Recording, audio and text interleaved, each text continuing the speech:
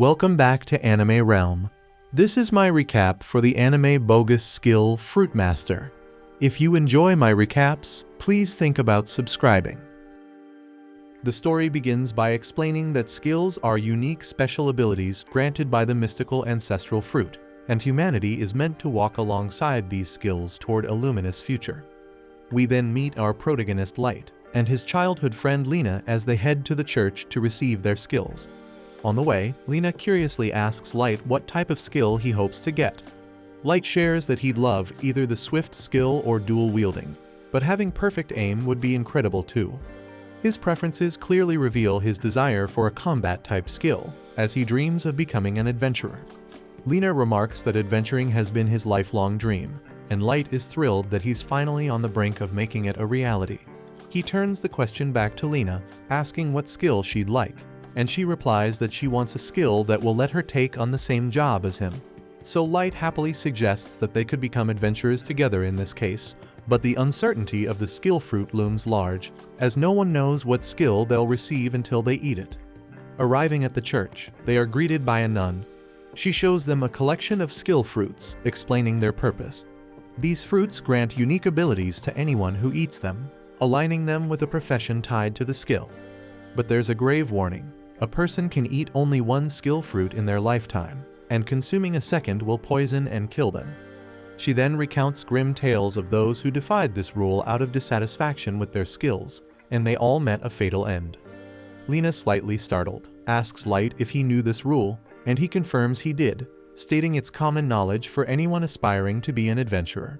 He adds that without combat skills, the idea of adventuring is laughable, as all successful adventurers boast formidable abilities, and he dreams of standing among them someday. The nun assures them that as long as they abide by the rule of one fruit, they'll be fine.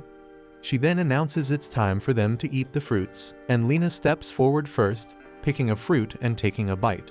Instantly she begins to glow, and a radiant heat surges through her. Her skill manifests, and the nun appraises it with awe, revealing that Lena has gained the rare and prestigious Sword Saint skill. The nun is shocked to witness a Sword Saint emerging from such an insignificant place, declaring that she's been waiting for an adventurer of this caliber. She promptly orders her subordinates to inform the guilds, emphasizing the gravity of the moment, while Light stands beside her and watches in awe. Lena, brimming with hope, wishes that Light also receives a combat-type skill. Filled with hope, he bites into his fruit, eager to discover his fate. However, the nun reveals that his skill is Fruit Master, and she explains that it's tied to cultivation, enabling him to harvest more fruits and speed up their growth. The revelation crushes Light because this skill holds no value in combat, and his dreams of adventuring feel shattered. He desperately contemplates trying again, but the nun sternly reminds him that doing so would be fatal. Lena, trying to console him, assures him she'll stay by his side, even offering to help him grow fruits. The nun, clearly disgusted, and reacts harshly. She refuses to let Lena squander her extraordinary potential, declaring that Sword Saints are a rare phenomenon, appearing only once in a decade. And with firm authority, she insists Lena must fulfill her destiny as an adventurer and move to the Holy City immediately. Despite her protests, Lena is forcibly taken away, but as she departs, she tells Light she'll be waiting for him. Fast forward 3 months, and Light has resigned himself to a life as a farmer. He diligently tends to his fruit plantation, using his skill to accelerate growth and produce larger yields. Though he admits he's well suited for this life, he can't help but recall the adventurous dreams he's now buried. Resigned to his circumstances, he decides to sell his harvest in town. But unfortunately, the earnings are meager, and he muses that he might have better luck if his skill extended to vegetables. On his way back to the village, Light stumbles upon a poster featuring Lena. And to his surprise, she's already become an S-ranked adventurer, showcasing her rapid success. As he walks further, he overhears 2 children chatting excitedly about their future dreams of becoming adventurers. And the girl enthusiastically declares her wish to be like Lena. And hearing this, Light feels the distance between their lives growing, realizing just how far apart they've become. Later, we find Light training in the forest near his village, chasing the dream of becoming Lena's equal as an adventurer. Fueled by determination, he takes a swing at a tree trunk, determined to find a way to become an adventurer even without a combat-type skill. He hopes that if he can split it in half, it'll be a step closer to his goal. He puts everything into the strike, only to end up trembling in pain, so his goal is still out of reach. He then collapses onto the ground, convinced it's impossible for him, and lamenting that Lena has probably forgotten his face by now. At that moment, a young girl named Isla approaches, carrying water. Light explains that he was forced to take her in by the village chief, and now they live together. He avoided looking into her origins, thinking it might bring unnecessary trouble. Isla then tells him dinner is ready, and soon they're sharing a meal. During their conversation, she asks about the harvest, and Light proudly states that it's been excellent, especially with the skill fruits he's recently started cultivating. He mentions that he's growing them to save money for a quality sword and shows her the fruits he's carefully sorted into separate boxes, warning her not to eat them without permission. Isla gets wide-eyed and admits she used some of the skill fruits in the stew because they looked delicious. Light is stunned, immediately fearing for his life. Panic sets in as his body begins to heat up, just like it did when he first gained a skill. He collapses, thinking these are his final moments, and apologizes to Isla for not teaching her about the fruits. With his last ounce of strength, he tells her not to worry and blames himself for the mishap. But instead of dying, he realizes he feels fine and even gains a new skill. And at that same moment, the nun from earlier senses something unusual.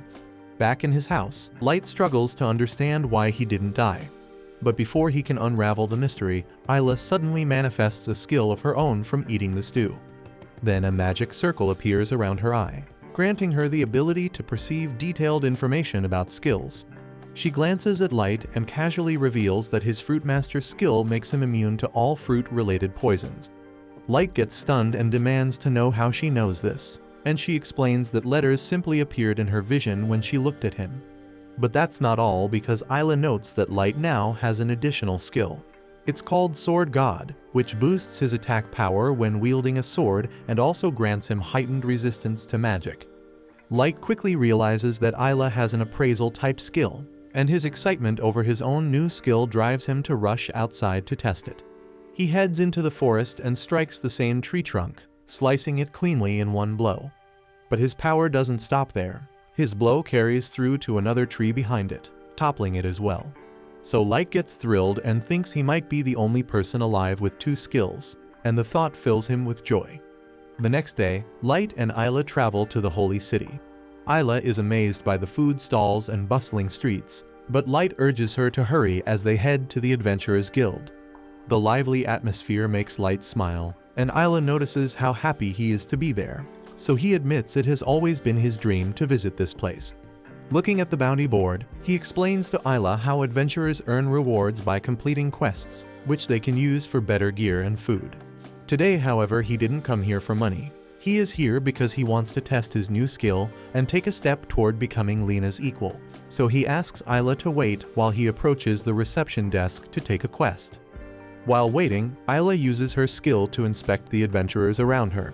She quickly realizes that none of them have more than one skill, which makes Light's situation even more remarkable. Just then, an adventurer named Jean bumps into Light and blames him for the collision.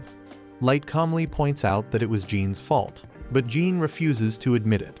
Recognizing Light as a fruit seller from the market, Jean mocks him, saying he doesn't belong in the guild.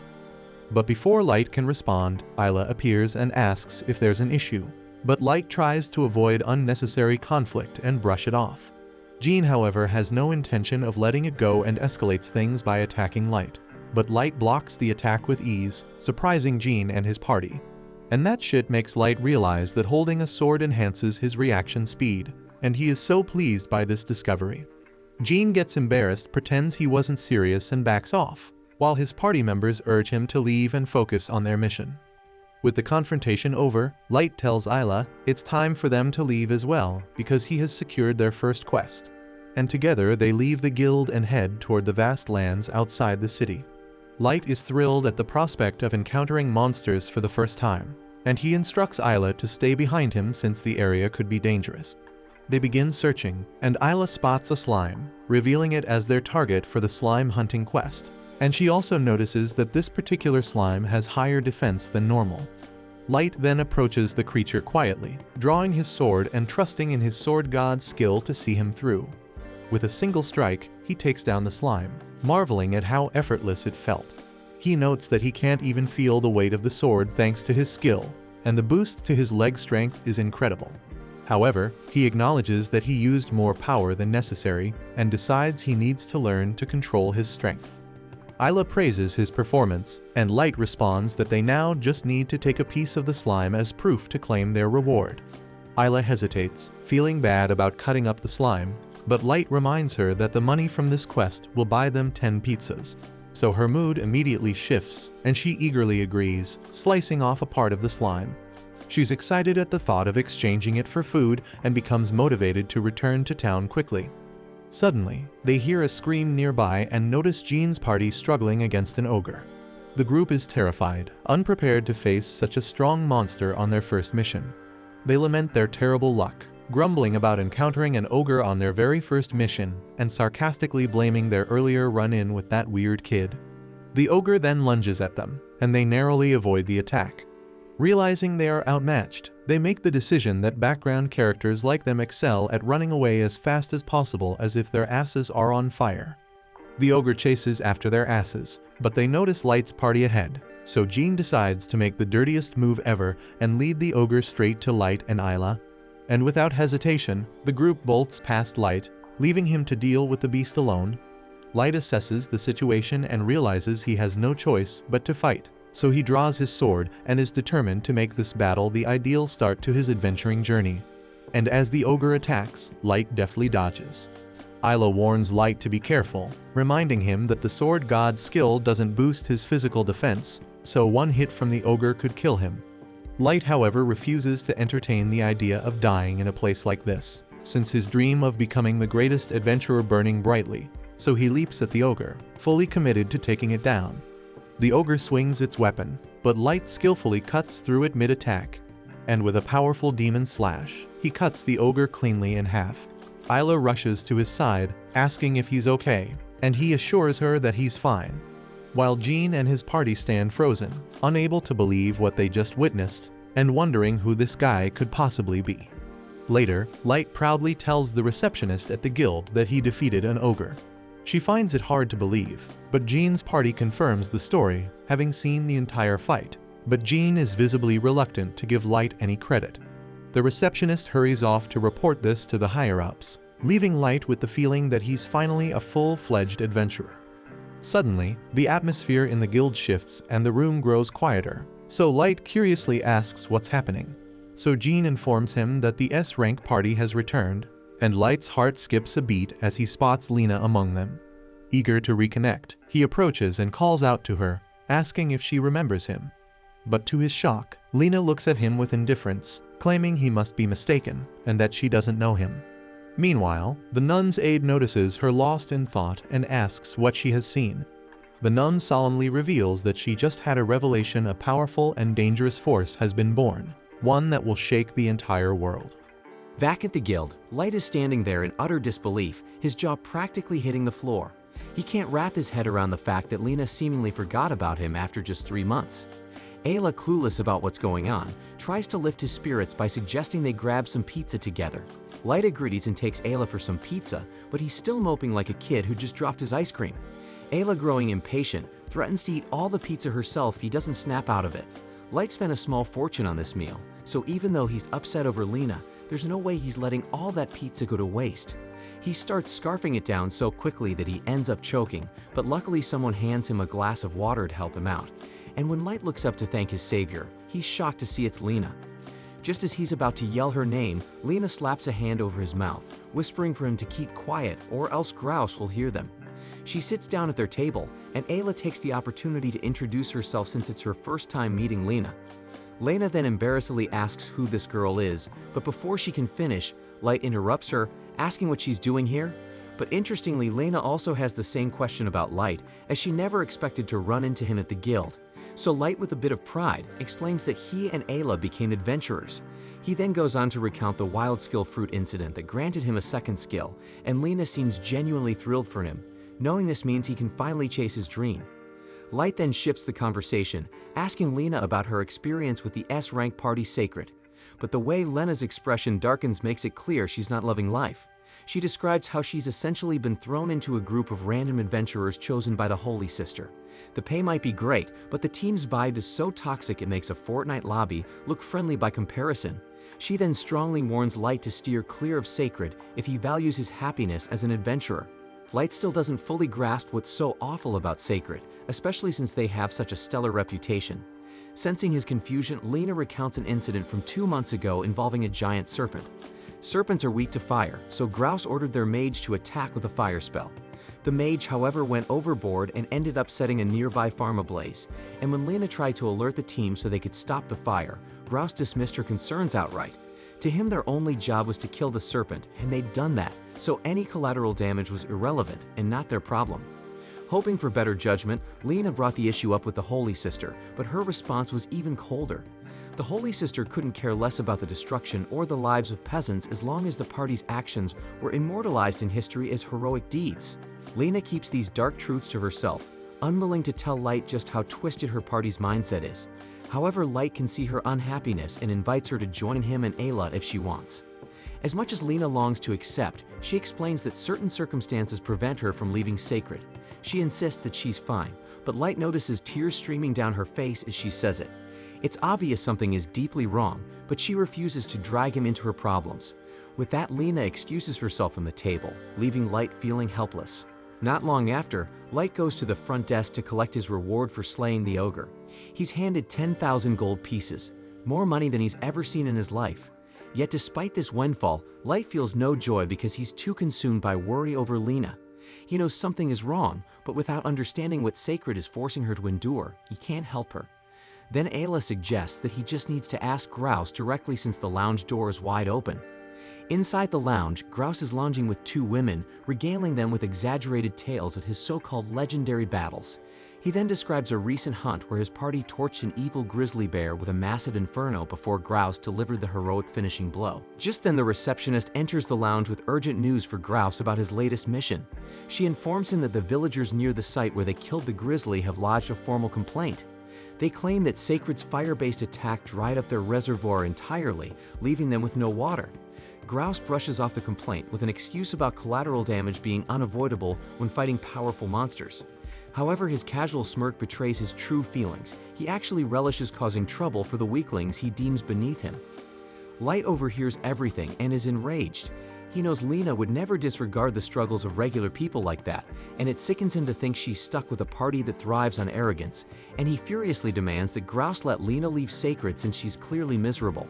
Grouse scoffs at the suggestion, dismissing Light as an annoying rookie, and casually calls for security to have him thrown out. As Light is escorted out, Ayla rushes to his side, worried if he's all right. Light assures her he's fine, but some nearby adventurers warn him that antagonizing Grouse is a terrible idea.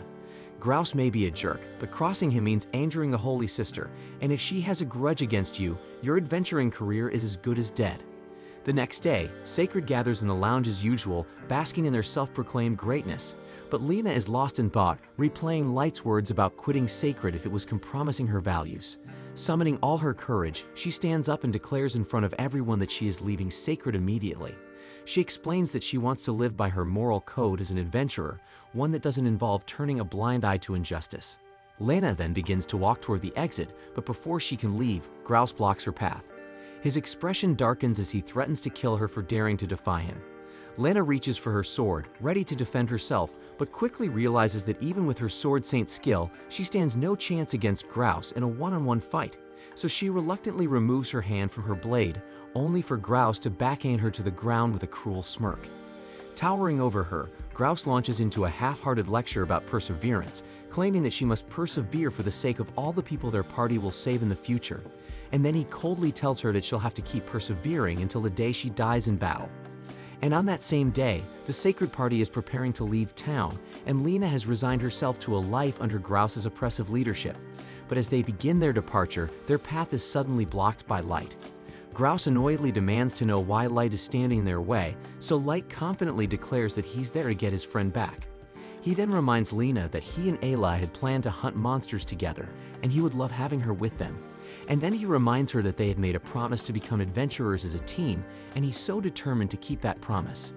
She remembers their promise and longs to go with Light, but she doesn't feel strong enough to stand against Grouse, so she pleads with Light to leave before he gets hurt.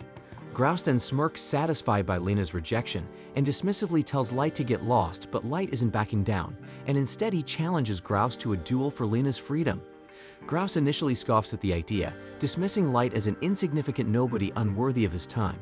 But when Light taunts him, questioning whether he's afraid of losing to a mere nobody, Grouse's pride is wounded, so he accepts the challenge and he fully intends to use the duel to humiliate Light and make an example of him. But then Grouse adds that if Light loses, he will be permanently banned from the Adventurers Guild and exiled from the city. And without hesitation, Light agrees to the terms, but Lena begs him to reconsider, fearing he has no chance of winning against someone as skilled as Grouse. Grouse then draws his sword and prepares to strike, but before he can, Ayla quickly scans him, warning Light that Grouse possesses the Godspeed skill, an ability that lets him close the distance to his opponent almost instantly. Light takes the warning seriously, gripping his sword tightly as he gets ready to face off. And to ensure fairness, Light openly announces his skills, revealing himself as a fruit master and a sword god. Grouse, however, scoffs at the declaration, doubting anyone could possess two skills at once. Grouse then closes the gap instantly, launching a lightning-fast attack that Light barely manages to block. Grouse follows up with a relentless flurry of strikes, forcing Light into a defensive stance as he struggles to keep up with the barrage, and despite his best efforts, Light is clearly outmatched. He then finally creates some distance, but it's short-lived because Grouse reappears behind him in the blink of an eye, delivering a brutal knee to Light's side. With Grouse's Godspeed skill, there are no safe zones on the battlefield, and he can strike from anywhere within range, leaving Light no room to breathe. Light acknowledges that Grouse is an absolute monster in combat, but his resolve remains unshaken. Determined not to back down, he charges into attack, but unfortunately Grouse easily sidesteps his swing, and before Light can recover, Grouse shatters his sword. The battle seems all but lost, but instead of finishing him off, Grouse offers a cruel deal. He'll spare Light's life if Lena pledges her eternal loyalty to him. Light, however, reassures Lena that she doesn't need to submit because he's going to win this fight. Though the odds are stacked against him, Lena decides to believe in Light, trusting that he can turn things around. Frustrated with what he sees as blatant defiance, Grouse gears up to end the duel with one decisive strike. Meanwhile, Light frantically searches for a weapon to replace his broken sword. His eyes land on a broomstick held by a spectator, and without hesitation he grabs it. Grouse thinks this is some kind of joke, and he's partially right. Light could have easily borrowed Lena's sword, but he chooses the broomstick instead, confident that he can still win with it. With the broom in hand, Light begins visualizing it as a proper weapon, preparing himself for Grouse's next move. Up until now, Light has been trailing because he's been focusing too much on Grouse's movements, but his sword god skill grants him extraordinary reflexes, so he decides to stop overthinking and let his instincts take over. Then the moment Grouse enters his range, Light reacts instantly, swinging the broom with pinpoint precision. The strike lands squarely on Grouse's face, hitting him so hard that he sent flying into a brick wall. Grouse is out cold, and just like that, Light is declared the winner of their duel. And just to make his point crystal clear, Light turns to the other members of Sacred and warns them that if they dare come after Lena again, they'll have to deal with him personally. With that, he looks at Lena and tells her she's finally free. Once again, he extends an invitation to join his party, and this time, Lena happily accepts. A week then has passed since Light's intense duel with Grouse, and not much has changed. He's still growing his fruits, except now he has Lena by his side, which makes him much happier.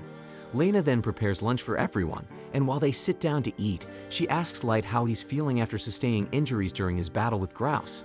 Light reassures her that he's feeling great now and is excited to finally go on missions with her, which would normally be a dream come true for him.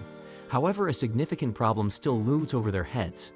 For the past week, Lena has been receiving visitors sent by the Holy Sister, all trying to pressure her into returning to Sacred so they can discuss her decision to leave. But Lena stands firm, declaring there's nothing to discuss, and her mind is made up, and nothing can change that. Unfortunately, their defiance hasn't gone unnoticed. The Holy Sister's influence now has them marked as targets, and when Light, Lena, and Ayla visit the guild to pick out a quest, they're only offered the worst jobs on the board, like hunting sewer rats. These quests pay next to nothing, making finances tight. But while Light feels frustrated, Lena remains unfazed. She takes pride in helping rebuild destroyed homes, clearing out sewers, or even reuniting families with their missing pets. She finds joy in truly making a difference for the townsfolk, no matter how small the task. By the end of the day, the group earns just 100 coins, a pitiful amount that barely covers 3 pizzas. Yet despite the low pay, Lena's smile says it all. She's happier than ever now that she's free to help people directly, and Light is enjoying the newfound camaraderie as well. Meanwhile, back at the Holy Sisters Cathedral, she discusses her next move with her assistant. She reveals her plan to assign Lena's new party an actual mission, a treacherous S-rank job, one of the most dangerous types of quests out there. Whether she genuinely expects them to succeed or is secretly hoping that Light meets an untimely end, her intentions remain ominously unclear. The scene then shifts to Light and his friends arriving at the Adventurers Guild, where the receptionist greets them, saying she's been expecting them. She explains that their upcoming quest is a race against time, so Lena gets curious and asks what kind of monsters they'll be dealing with. However, the receptionist admits she doesn't know because there's no proof that a monster is even behind this. Light presses for more details, and the receptionist elaborates. 2 months ago, an adventuring party was sent to the North Matas Valley region to conduct a monster density survey, but never returned. A second group was sent to find them, but they too disappeared. So far, 18 adventurers ranging from rank A to B have vanished. She hands them a list of names, and Lena's eyes widen when she recognizes 2 familiar names, Bork and Shara. Noticing her reaction, Light asks if she knows them. Lena nods, explaining that Bork and Shara taught her a lot when she was just starting as an adventurer, and she wonders what could have happened to them. The receptionist continues, stating that all the missing adventurers were headed to the former Count Monte's manor. And she explains that the manor was built 30 years ago by a wealthy adventurer, though there are no records of what skill he possessed. After the Count passed away, the manor fell into disrepair, so the conditions for completing this quest are to find the missing adventurers and discover the cause of the disappearances. Lena, clearly uneasy, warns that this quest could be extremely dangerous, especially since even A and B ranked adventurers didn't return. She tries to dissuade Light from accepting, but to her dismay, he's already fired up and eager to get started. The receptionist's gaze then shifts to Ayla, and she asks if the little girl will be joining them. Light confirms that she will, explaining that Ayla is reliable thanks to her appraisal skill. The receptionist is surprised that someone so young ate a skill fruit. Light clarifies it was an accident, and the receptionist nods in understanding. And with that settled, their party Lexiri leaves on their very first real quest. 3 hours later, we see the group searching for the mansion, struggling to navigate through the dense fog, but eventually they spot it below them, hidden in the mist. Light is impressed by its size, commenting that it truly lives up to the stories. As they begin their descent, Light warns Ayla to be careful on the narrow path. He observes the structure as he moves, and realizes it looks more like a castle than a mansion. Light then notes how much wealth adventurers must earn if one could afford to build something this massive. Lena agrees, adding that she was able to buy her own house within a few months of adventuring. Light gets inspired and dreams aloud of building a large home for himself someday, complete with a farm and training grounds.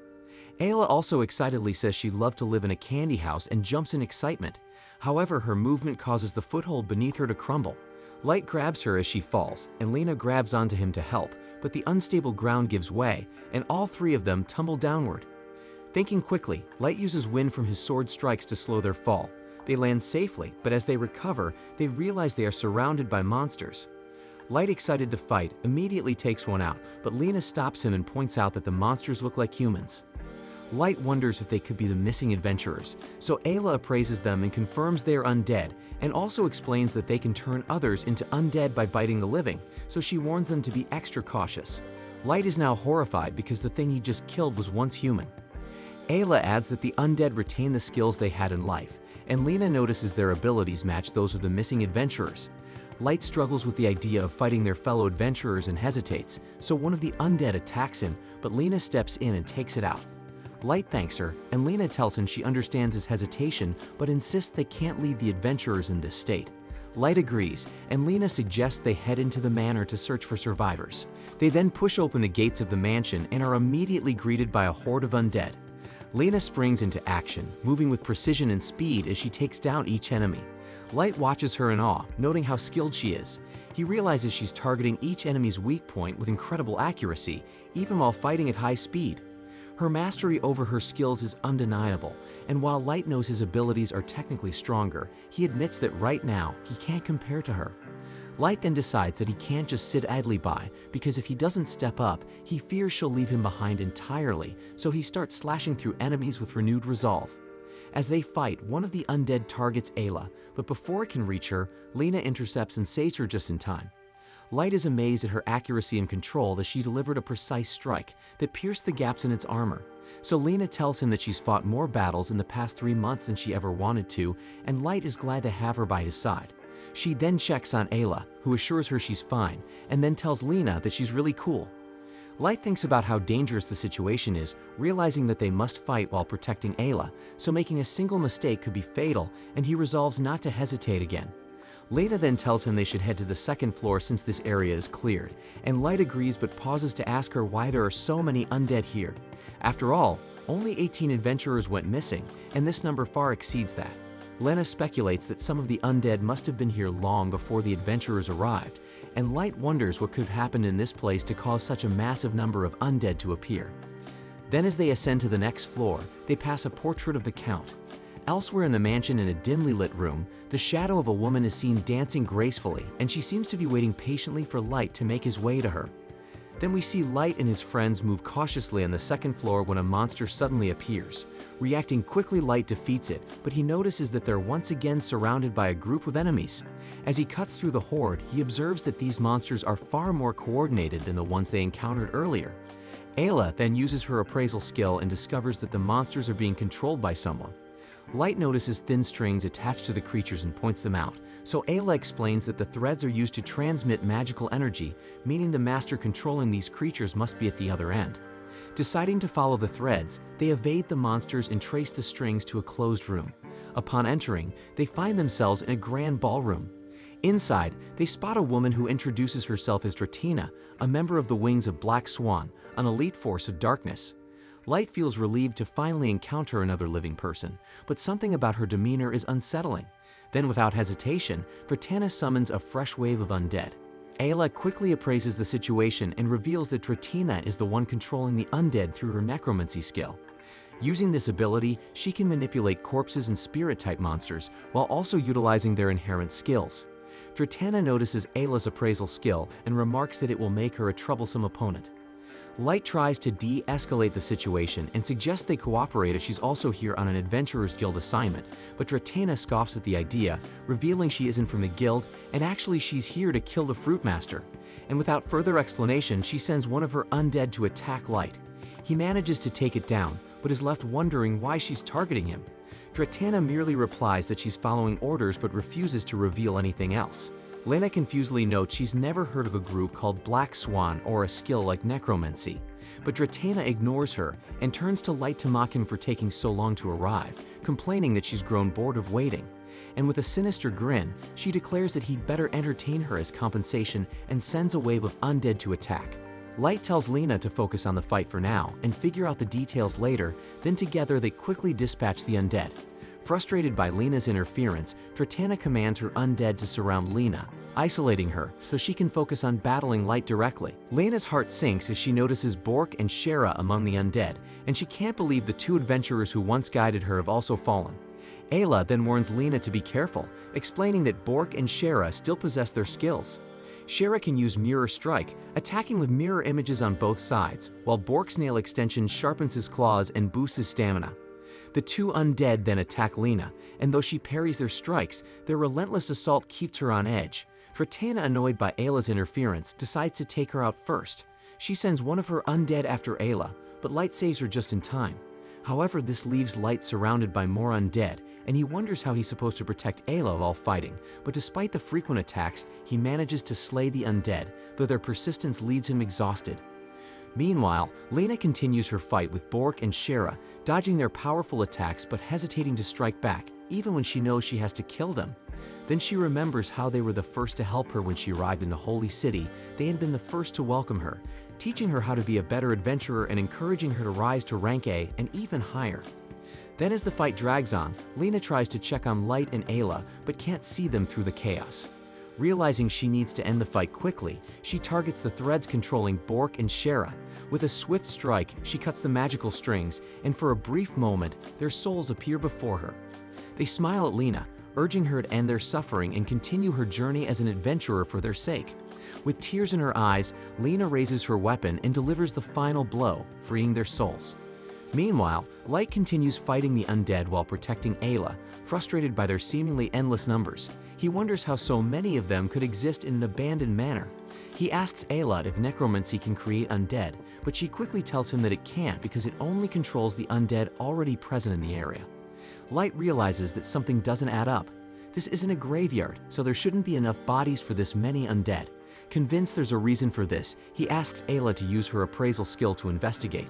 Dratana notices their exchange and thinks they're surprisingly observant, but Ayla's skill is starting to irritate her. She sends another wave of undead to attack Ayla, but Light saves her again.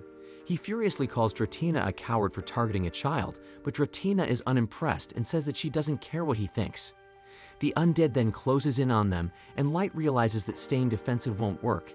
He knows that if he focuses only on protecting Ayla, they'll lose. Thinking quickly, he devises a plan and combines with Ayla so he can fight back. Dratana laughs mockingly at their teamwork, confident in her control of the battlefield. But Light glares at her and promises that she won't be laughing for long. Elsewhere, the Holy Sister stares into her magic mirror with a grave expression. In the reflection, she sees a shadow creeping over the moon. Her aide, noticing her unease, asks what she saw. She replies that the shadow is devouring the moon and warns that not even the Priory would stand a chance against what is coming. Meanwhile, Lena carves through the undead with desperate precision, racing to reach Light and Ayla as she senses their peril. Then we see Light surrounded by a massive army of undead, urging Ayla to figure out how they keep appearing, as it's clear Dratana isn't summoning them herself. Using her appraisal skill, Ayla begins analyzing the undead adventurers, but the sheer number of them makes it nearly impossible to pinpoint anything useful. Realizing she needs a better vantage point, she tells Light she needs an overhead view, and without hesitation, Light leaps into the air and grabs onto a chandelier, holding it steady as Ayla examines the better perspective. And as the duo examines the horde below, Dratana watches from the shadows, her smug demeanor suggesting she's confident they won't uncover her secret. However, Light's endurance isn't infinite, and he struggles to hold on, urging Ayla to hurry before his grip gives out. Ayla eventually identifies a special undead hidden among the swarm. This particular figure is using the summon skill to endlessly bring forth more undead. Judging from its appearance, Light deduces that this creature was once the Count of Montes, the original owner of the manor. Dratana finally catching on to their plan, begins to panic slightly, though her delayed realization hints at her lack of sharpness, probably why she's so good at controlling brainless undead. She then devises a plan to intervene before they uncover everything. Suddenly, a Soul Reaper materializes on the top floor balcony, its ominous presence sending chills through the air. Ayla then quickly uses her appraisal skill and discovers that the Soul Reaper's attacks can turn living beings into undead through its scythe or sludge-like energy. Ayla then shouts a warning to Light just as the Soul Reaper strikes, so Light narrowly dodges the attack and uses the momentum to land safely on the ground below. The Soul Reaper then retreats to Dratana's side, confirming that she is the one controlling this formidable creature. Dratana, with a smug grin, explains how she managed to acquire such a monster. She recounts how, when the Count was alive, he summoned the Soul Reaper, but the plan backfired. The powerful creature turned on its summoner, killing him and transforming him into one of the undead, and when Dratana arrived, she easily seized control of both the Soul Reaper and the rest of the undead with her necromancer skills. Light then pieces together the grim puzzle, the missing adventurers, and the tragedy surrounding the manor. It was the Soul Reaper's doing, orchestrated by Dratana. She confirms his suspicions with cruel satisfaction, detailing the horrors she caused, but one question troubles Light. Why would a celebrated hero like the Count summon such a dangerous monster in the first place? Dratana then scoffs at his naivety, mocking his belief in the Count's heroism. She reveals the truth. The Count was never the hero everyone thought he was. He possessed a taboo summoning skill, a rare and forbidden power. At first, it earned him praise, but as fear and paranoia grew, people began to see him as a threat because they worried he might turn his powers against them. The government and the people, driven by mistrust, accused him of treason without proof. Betrayed and isolated, the Count fled to the manor, hoping for peace in exile. But even there, the rulers sent assassins to eliminate him. Desperate to survive, the Count summoned the Soul Reaper for protection. The plan went horribly wrong, costing him his life and dooming countless adventurers who dared to enter the manor. As Dreitna finishes her explanation, she smiles darkly and declares it's time to end the battle. Channeling her necromancer powers, she summons dozens of undead and lurches their decayed bodies toward Light and Isla. But before Light can finalize a plan, the Soul Reaper attacks with a wave of sludge, forcing him to shift focus and protect Isla. He tells her that by observing the undead earlier, he noticed Dreitna uses her necromancy skill to direct their movements and choose their attack method. This means her controlled monsters can only perform new attacks if they receive updated instructions from her. Isla confirms his observation, and with that Light charges forward, ready to use his sword god technique, Surge Blade, but just as he's about to execute the move, he suddenly leaps forward, catching Dreitna off guard. At the same moment, the sword Saint Lena arrives, appearing just in time to take down the Soul Reaper before Dreitna can react. With the Soul Reaper gone, the most dangerous part of the battle is over, and now they only need to defeat Dreitna. Lena approaches her, promising to go easy for now, as she has lingering questions and needs answers. Meanwhile, Light realizes that stopping the undead means defeating the Count, so he dashes forward, slicing through the Count's body, hoping to grant his soul peace in the afterlife. As the Count crumbles, he utters his final words, warning Light that one day he too will come to despise skills. But Light dismisses the warning, vowing that he'll never end up like the Count. Dreitna refuses to accept defeat, not even letting the Count die in peace. Using her necromancy, she forces the Count to summon one last monster as he perishes. A magic circle forms above them, and a massive demon materializes, instantly consuming all the remaining undead. When the demon dragon steps into the manor, Light's group is horrified, while Dreitna laughs maniacally. But before she can command the dragon and turn it into her puppet, the beast lashes out with its tail, knocking her unconscious. Now facing the enormous dragon, Isla recognizes it as a wicked dragon. Lena is stunned, revealing that she thought such creatures had ceased to exist. She explains that wicked dragons are so powerful that even the highest ranked S-tier adventurers can't harm them. But despite the gravity of the situation, Light remains optimistic. He tells Lena and Isla that if they combine their skills and fight together, they might just prove to be worthy opponents. But before he can raise his hopes, Isla points out that the dragon's scales are completely immune to sword attacks. Ignoring her warning, Light leaps into the air, unleashing his sword god's maximum power on the beast, but his reckless attempt only ends with his sword shattering into pieces, and the fool nearly gets blasted back to his era of stupidity, but manages to dodge the dragon's fiery attack by sheer luck. And with no viable options, he looks to Lena for guidance.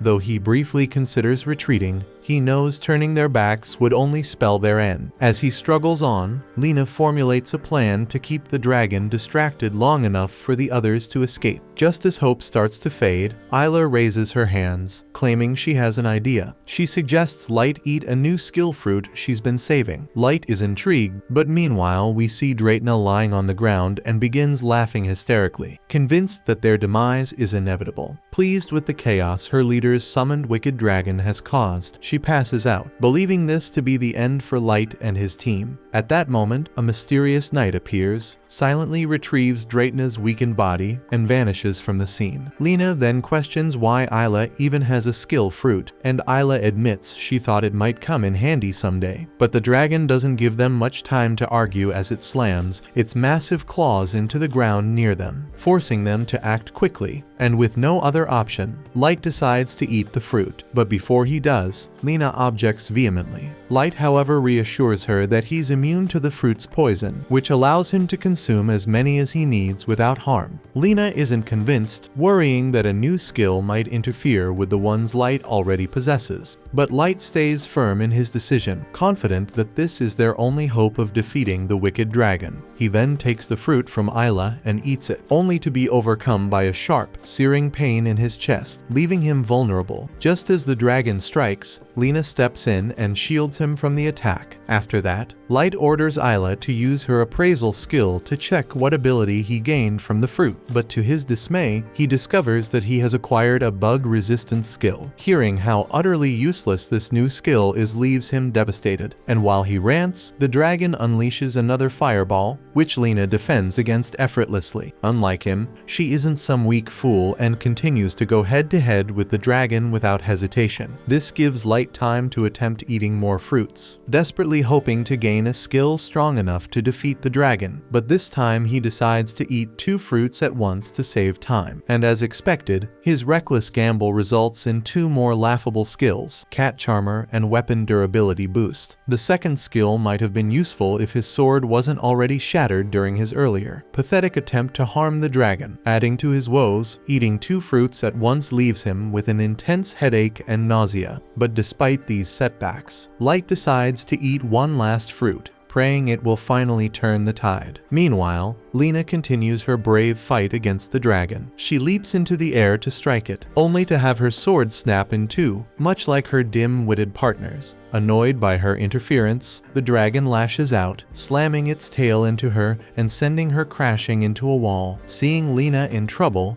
Light hurriedly bites into the fruit and watches as his hands begin to glow. At the same time, the dragon closes in on Lena, preparing to deliver the finishing blow. But before it can strike, Light hurls a stone at the beast, successfully distracting it. Isla quickly rushes to Lena's side to help her up, revealing that Light has gained a sleep pixie skill. This skill produces a pixie that releases scales capable of putting any creature to sleep. And without wasting a second, Light summons the sleep pixie and throws it at the dragon. As the pixie spreads its scales, the dragon visibly struggles to stay awake. However, the effect seems weak, barely slowing the dragon down. Realizing he needs to amplify its power, Light grabs a shard of his broken sword and channels his sword god ability into it. Using the shard as a projectile, he hurls it at the roof, causing it to collapse. As rubble rains down, Light seizes the opportunity to leap into the air and close the distance. Just then, Light lands directly on the dragon's face and unleashes the full power of the sleep pixie, ensuring the dragon can't escape its effect. The pixie's scales finally overwhelm the beast, and it collapses, completely knocked out. And with the dragon defeated, the group rushes out of the dungeon as the entire place begins crumbling around them. This hard-earned victory leaves them satisfied, and Light eagerly suggests heading home to collect their reward and enjoy a well-deserved meal. That night, they ride back to the city as fast as their horses can carry them. When they reach the gate, the guards immediately recognize Lena and scramble to open the gates at her command. As the gates swing open, the warm lights of the city pour through,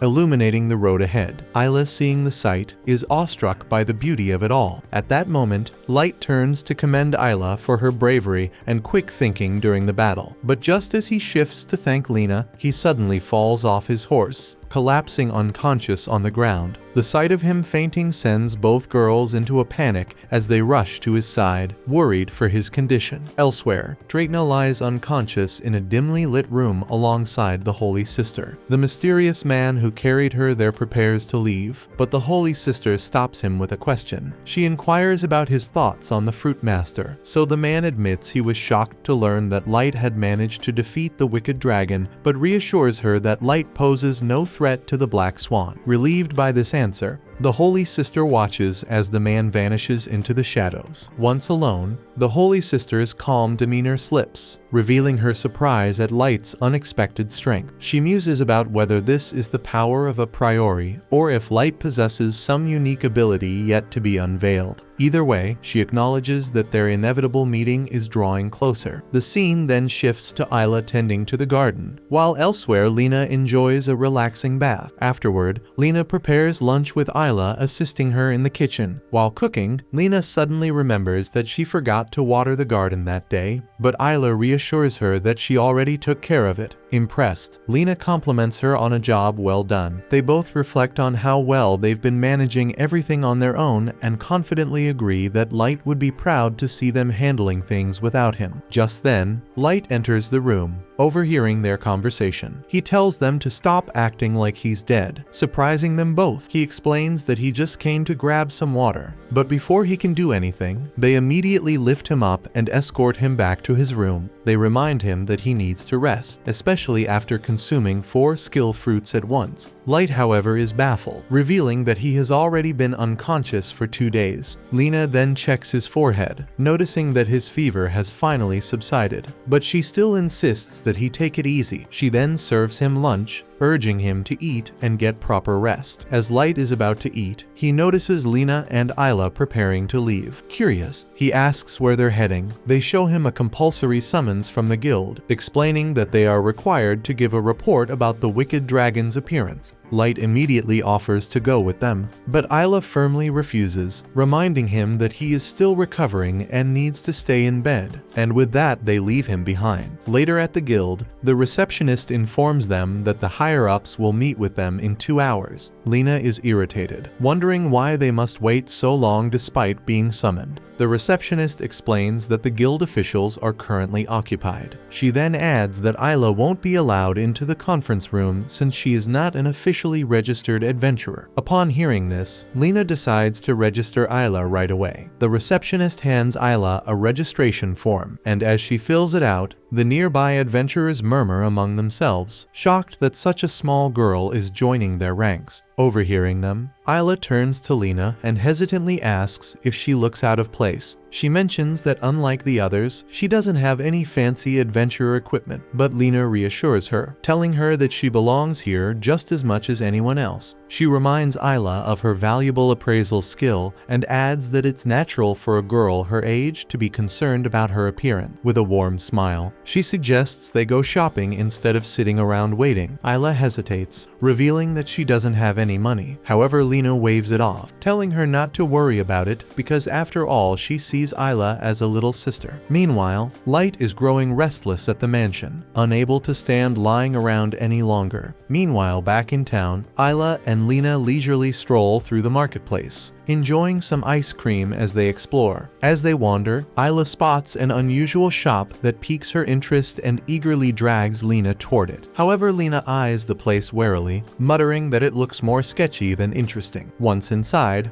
Lina immediately suggests they leave and find a less shady store, but Isla's attention is caught by a rough, unpolished stone, and she confidently declares that it's a diamond. Lina scoffs in disbelief, but Isla insists, explaining that her appraisal skill confirms it. Lina is stunned to learn that Isla can appraise objects, not just people and monsters. The shopkeeper also doubts Isla's claim, but Lina, trusting Isla's skill, decides to buy the so-called diamond anyway. To celebrate, she strings the gem onto a necklace and places it around Isla's neck. Afterward, she takes her to a clothing store. Upon arrival, the store owner greets Lina with excitement, delighted to see her frequent customer return. Lina explains that she's here to buy something for the little kid with her. However, before she can browse, the enthusiastic owner insists that Lina try on their newest collection, eagerly forcing her into various outfits. Flustered, Lina firmly puts an end to the dress-up session, reminding the owner that she's here for Isla, not herself. The owner then suggests an adorable dress for Isla, but Isla hesitates, confessing that she doesn't want a cute outfit, she wants something cool that makes her look like a real adventurer, just like Lina. Later, the two return to the guild, and Isla successfully registers herself as an adventurer. They are soon summoned to the conference room. Back at the mansion, Light attempts some light exercise to shake off his boredom. However, the sleep fairy quickly intervenes, scolding him and demanding he rest. Light protests, arguing that he's been sleeping for 2 days and is sick of lying in bed. Ignoring his complaints, the fairy forcefully drags him back and tucks him in, pulling the blankets over him. Lying there, Light sulks, convinced that Lina and Isla must be getting showered with praise for defeating the wicked dragon. Pouting, he grumbles that it's unfair because he deserves recognition too. Growing more determined, he decides that he'll head to the guild himself. Back at the guild, the receptionist leads Lina and Isla toward the conference room. Along the way, she expresses her relief at having Lina there, emphasizing how crucial it is to gather as much information about the wicked dragon as possible. Lina assures her that she will do whatever she can to assist, but she clarifies that she didn't come just to share information and leave. She intends to dig deeper and uncover where Dratna came from. Lina knows that Dratna was following orders someone wanted them dead, and the only organization aware of their trip to the Count's manor was the Adventurers Guild. This means that whoever hired them is likely involved. With these suspicions in mind, she steals herself as they arrive outside the conference room. But before entering, she is asked to surrender her weapons, which she does reluctantly. Upon stepping inside, Isla is immediately in awe of the sheer size of the room. The members of the 4 bureaus are informed that Lena of Luxeria has arrived. Curious, Isla quietly asks what the 4 bureaus are, and the receptionist explains that they are the 4 major departments operating under the guild master. Each bureau has its own responsibilities, and all 4 heads are present for this briefing. One by one, the leaders are introduced. First is Tiger Beard, the head of security, a gruff man who oversees the safety of the guild and its members. Next is Flower Hat, the head of investigation, responsible for monitoring monster ecology and tracking their population density. Third is Gravekeeper, the head of finances, who manages the guild's rewards and financial matters, though his obsession with money is immediately apparent. Finally, the last introduction is the Holy Sister, the head of inspection. She then praises Lena for her work at the Count's manor and expresses relief that she made it back safely. Lena offers a polite thanks but inwardly sighs. She had hoped never to see the Holy Sister again. However, she is eager to see how the woman reacts once she brings up Dreitna and the Black Swan. Isla, still trying to make sense of it all, asks what exactly the Holy Sister's role entails. So the receptionist explains that she is the highest ranking member of the Inspection Bureau,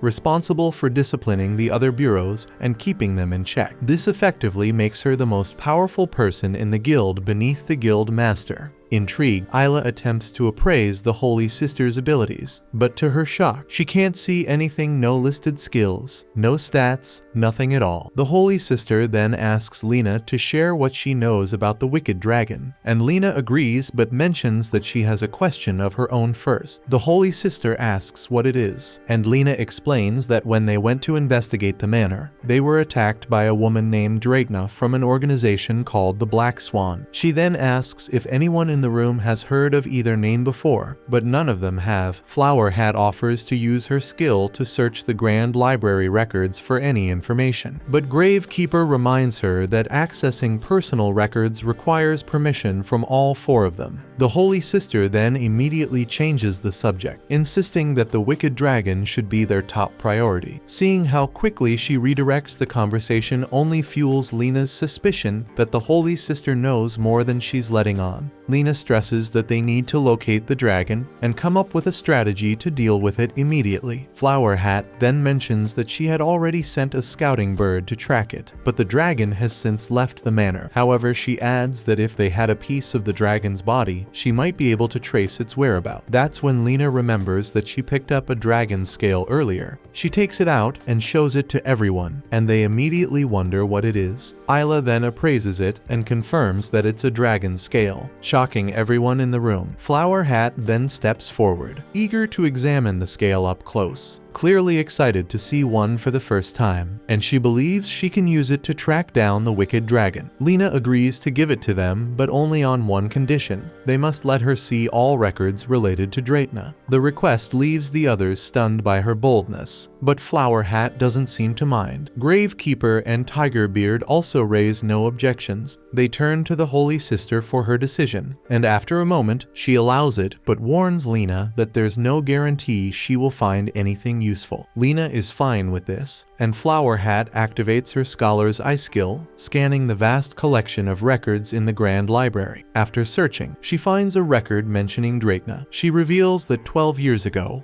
in the lake capital of Athena, Dreitna received a skill fruit. The fruit granted her the necromancy skill, which raises an immediate red flag for Lena. She then asks who the appraisal officer was at the time, and to no one's surprise, Flower Hat reveals that it was the Holy Sister. At that moment, Lena is absolutely certain that the 2 of them are connected, and she turns to the Holy Sister, directly asking her if she knows Dreitna. The Holy Sister feigns ignorance, explaining that she grants skills to nearly 1,000 people each year, and there's no way she could remember something that happened 12 years ago. Lena realizes that pressing further won't get her anywhere, but at least now, she finally has a lead. The Holy Sister then thanks Lena for sharing the information, but immediately follows up with an announcement effective immediately. All records related to their party Luxeria will be erased from the guild. Lena demands to know why, and the Holy Sister reveals that Grouse has filed a formal complaint, claiming that Light unlawfully poached her from his party through an act of violence. Lena is caught off guard, and the people in the room begin looking at her with suspicion, questioning whether her party is made up of criminals. But before Lena can defend herself, the doors suddenly burst open, and Light barges in, cheerfully declaring that he's here for some well-deserved praise. However, he immediately picks up on the heavy atmosphere in the room and asks what's going on. The Holy Sister informs him that his party is about to be disbanded due to violations of guild regulations. Light raises an eyebrow and asks if she even has the authority to do that. The receptionist quickly confirms that she does. Without hesitation, Light shrugs and tells her she can do whatever the hell she wants, because even if they're not officially recognized by the guild, Luxeria will always be Luxeria. His bold declaration amuses the Holy Sister, and she suddenly decides to use her skill on him. After analyzing something within him, she appears intrigued and unexpectedly changes her stance. Instead of disbanding them, she offers Light a chance to redeem himself. She declares that if he successfully completes an S-rank monster hunting quest, the party will remain intact. She also mentions that the reward will be quite generous. Lena is immediately suspicious of the Holy Sister's sudden change of heart, but the woman plays it off, claiming that Light's unwavering determination has inspired her. The others in the room nod in admiration, praising the Holy Sister for her so-called mercy. Lena urgently warns Light to think carefully before accepting, but he's already grinning ear to ear, thrilled at the chance to slay an S-rank monster. She tries once more to make him realize that this is obviously a trap, but Light doesn't care. He acknowledges that it might be, but insists that if he wants to leave his mark in history, overcoming challenges like this is the only way forward. Later, Luxeria officially receives their S-rank hunting quest, and upon reviewing the details, they quickly realize that the target is no joke. Lena warns Light not to take this lightly, emphasizing that the Holy Sister is definitely scheming something. Isla agrees, revealing that she couldn't even appraise the Holy Sister's skills with her abilities. This surprises Lena, making her wonder why someone would go so far to conceal their true power. Light, as usual, doesn't dwell on the suspicion, and simply insists that they just need to be well prepared for the battle ahead. But before they can leave, Gravekeeper approaches them, sternly informing Light that bringing a sword into the conference room is against the rules, and that he now owes 1,000 gold coin fine. Light smirks and points out that his sword is already broken, meaning it's technically not a weapon anymore. Gravekeeper grumbles but acknowledges the loophole, retracting the fine. However, he then reminds Light that this is his second time breaking a guild-issued weapon, and as a result, he now owes a hefty 5,000 gold fine. Later, Light attempts to borrow another sword from the guild, but the receptionist immediately refuses, glaring at him in frustration. She informs him that anyone who breaks 2 loaned weapons is permanently barred from borrowing again. From now on, he'll have to purchase his own. She also advises him to get a custom-made sword, explaining that a weapon tailored to his unique combat style would help unlock his full potential. Light considers this and realizes that he needs a sword durable enough to withstand his sword god skill. He even fantasizes that with the right weapon, he might be able to take down the wicked dragon. Fired up, he declares that they should head straight to a blacksmith to have his sword crafted. But before he can rush off, Lena interrupts his excitement, reminding him that forging a proper weapon will take several days, and they need time to prepare for the hunt. In the meantime, she wants to visit Athena to follow up on her lead regarding Draitna. Light is surprised that she intends to go alone, but Lena insists that it's urgent. She then asks Isla to keep an eye on Light while she's gone, and Isla agrees. Light then tells her to be careful and not do anything reckless, and with that they part ways. Meanwhile, in another part of town, a young girl is being pursued by a group of rough-looking men. Onlookers in the market watch the chase unfold, casually remarking that this sort of thing happens to her all the time. Later on, Light and Isla approached a local guide to inquire about the best place to have their weapons crafted. The guide explained that it would be quite challenging because nearly every workshop in the tradesman's district is loyal to the Holy Sister, which means none are willing to work with Luxeria. Realizing he urgently needed a sword, Light asked if there was any alternative. The guide then mentioned a potential opportunity at the Bolst workshop on the west side, explaining that Bolst is renowned as a legendary blacksmith. although he's been dealing with some recent setbacks. Upon hearing the term legendary blacksmith, Light's excitement surged, and he immediately requested that the guide write him a letter of introduction.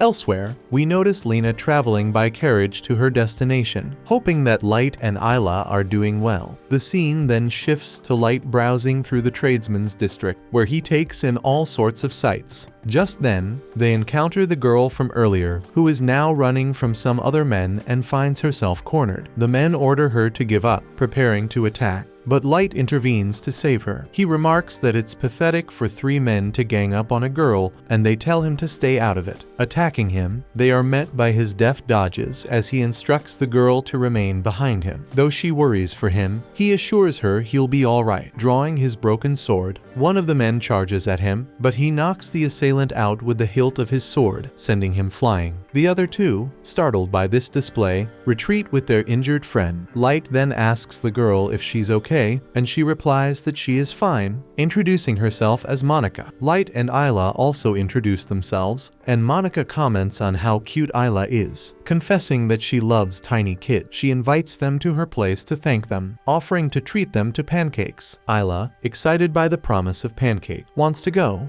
but Light reminds her they need to reach the Bolst workshop first. Monica then reveals that the workshop is her own, prompting them to assume she must be an apprentice. She leads the way, and they follow her until they arrive at the workshop. Once inside, Light inquires about the tradesmen, but she replies that there are none. She manages everything herself. Finally, she reveals her full name as Monica Bolst and warmly welcomes them to her workshop. They are stunned to learn that she is none other than the legendary blacksmith herself, and she's thrilled that word of her has spread. With a grin, she promises to show them her finest creation as a token of thanks for helping her out. Pulling out a frying pan with holes, she demonstrates how it produces perfectly spherical pancakes. Calling it the Monica pan, she demonstrates that removing the mold converts it into a regular pan. She proceeds to display several variants of the design, mentioning that each costs 2,000 apiece. Light balks at the steep price, but Monica decides to knock 50% off for him in gratitude for saving her. Wondering if he's going to buy one, she receives his response. He prefers his pancakes whole, and the shape just doesn't matter to him. She laments that no one buys her innovative product, and she even tried selling it to those 3 guys earlier, but they accused her of ripping them off and ended up chasing her down. Light muses that it was totally her fault for not choosing better customers, and he's surprised to discover that blacksmith shops make more than just weapons. So Monica explains that she mainly crafts household items. Light's eyes then wander to a hoe lying about, and she asks if he's interested in farming tools. He replies that he grows fruits, to which she remarks that harvesting must be a brutal chore, and he admits he does everything by hand. Glancing at his calloused hand, she decides to create the perfect tool for him. Light wonders aloud if she'll make it right in front of them, and she declares that she will specifically as a special thanks for his earlier rescue. She then heats up the metal and deftly wields her hammer with remarkable skill. Isla notes that she's using a technique called Super Forge, a method that endows metal with desired properties through precise hammer strikes. Light is astonished to learn this, and Monica explains that with her skill, she can effortlessly adjust the hardness of the material. Light concludes that this is the ideal talent for a blacksmith, and before long, Monica fashions a pair of harvesting shears for him. As Light inspects the shears, he realizes they fit his hand perfectly. Monica then challenges him to try cutting some firewood with them, skeptical that such shears could slice through wood. Light gives it a shot at her insistence, and to his surprise, the shears cut right through the firewood effortlessly. Isla questions whether Light activated his sword god skill, but Light quickly replies that he did not, and the shears were just that sharp. Impressed, he admits that she truly is a legendary blacksmith and then asks her to forge him a sword, explaining that he came here seeking the ultimate blade. She refuses his request, and when he inquires if the workshop favors the Holy Sister, she retorts that it doesn't. She simply hates swords and refuses to make them, offering to craft other items. She listens as Light insists he really needs a sword. Monica then confesses that she recognized his need the moment she saw him with that broken blade. She reveals that she brought him here hoping to sell him her pan, and Light wonders why she is so desperate to push it.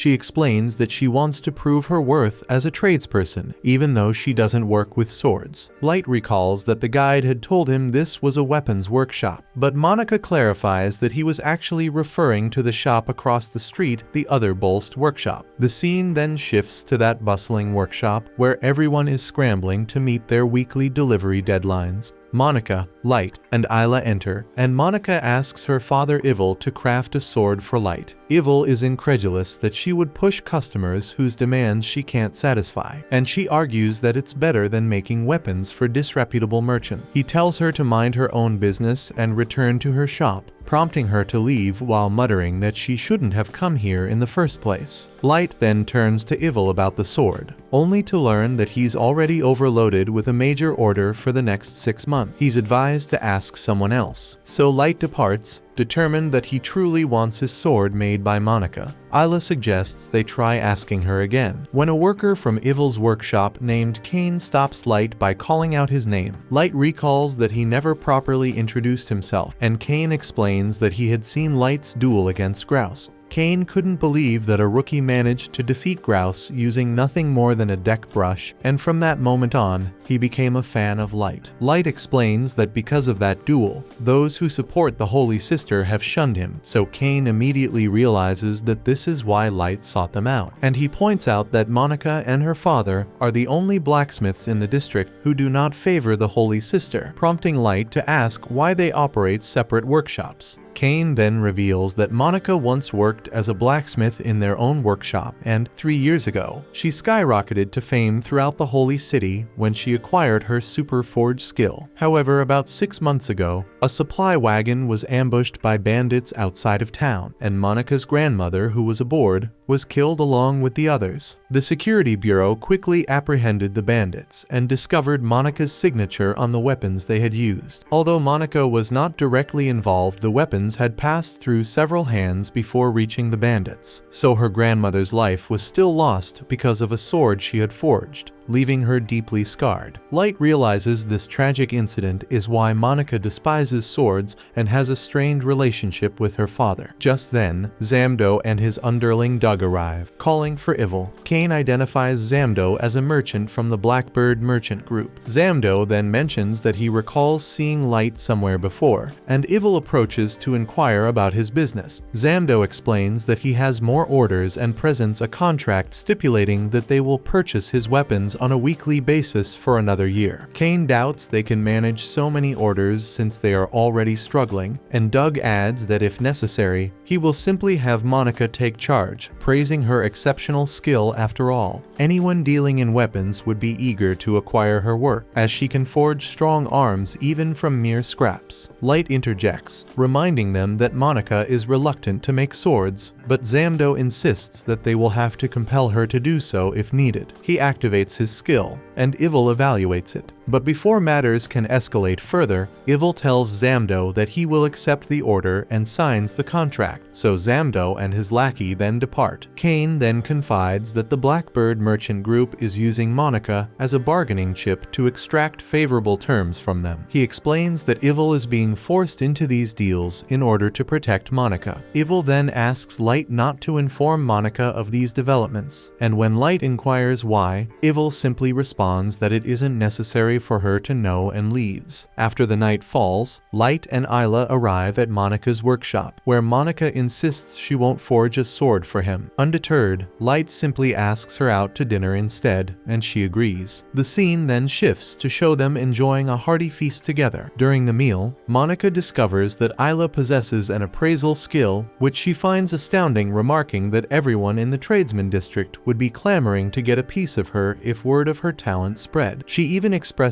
a desire to have Isla work at her shop, but Isla explains that her heart is set on adventuring with Light, leaving no room for a tradesman life. So Monica feels that Isla's worth is too great to be overlooked, but then she tells them to eat to their heart's content and even offers to foot the bill. Light objects, arguing that they were the ones who invited her out, but Monica insists they consider it a token of gratitude for having saved her, adding that it had been nearly half a year since she last shared a meal with anyone anyone. With the offer on the table, Light orders an abundance of food, and Monica can't help but think he really doesn't hold back. Meanwhile, in another part of town, Zamdo meets with the Holy Sister, who requests additional weapons. Zamdo agrees and mentions that he spotted Light in the tradesman district earlier that day. He adds that they've already taken steps, so they should be able to present Light to her soon. Pleased by the news, the Holy Sister decides to dispatch a spy to ensure the security bureau stays out of the picture. She hopes that Zamdo won't harm Light, as she needs him alive, and he concurs. Elsewhere, after returning from her meal, Monica encounters Doug, who unexpectedly kidnaps her. At the same time, Light and Isla are heading home when Kane rushes up to them, urging them to come back to the workshop. They comply, and Kane shows them a note bearing Monica's goggles that had been stuck on the front door. Reading the note, Light discovers that Monica has been kidnapped and that he is being summoned to the underground arena on his own. One of the tradesmen explains that the underground arena serves as the stronghold of the Blackbird Merchant Group and is situated on the outskirts of the tradesman's district. Just then, Evil steps out determined to rescue his daughter, but Kane intervenes, warning him that he won't be able to take on the kidnappers alone. Light then volunteers to go in his stead, since they specifically requested him, and he promptly departs. Meanwhile, inside the arena, Monica awakens to find herself chained up. She demands to know what her captors plan to do, and they coldly reply that she is merely bait intended to lure Light, so that they can capture him once he comes to rescue her. Doug adds that given her unique skill, she will be forced to forge weapons for them for the rest of her life. Just then, Light bursts into the arena, and his solitary arrival prompts his captors to sneer, convinced he is foolish for coming alone. In response, they unleash a rampaging Taurus, and it's a massive bull-like monster. Doug taunts him, claiming that between the furious bull and their combined might, Light is doomed to be slaughtered. Yet Light remains calm and summons a sleep fairy, casting a spell that sends both the Taurus and his enemies into a deep slumber. Monica, bewildered by the sudden turn of events, is then freed from her chains by Light, who tells her it's time to head home,